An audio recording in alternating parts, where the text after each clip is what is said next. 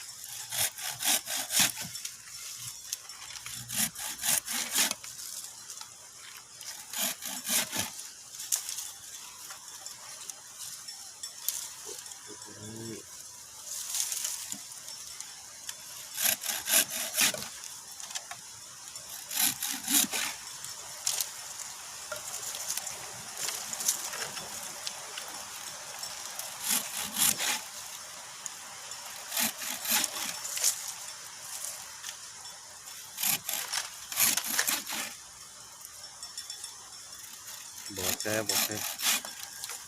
เก็บใส่กุเลยตัวนี้เก็บใส่กุอันเนี้ย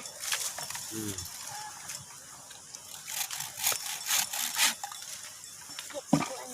เขียวจะเหลืองมาเลยทั้งหลุมมันก็เห็นจังเขียวมันเหลืองเลย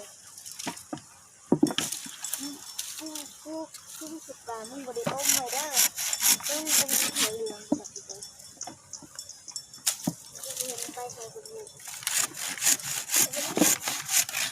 เนี่ยแล้วมึงเป็นมือแก่สุด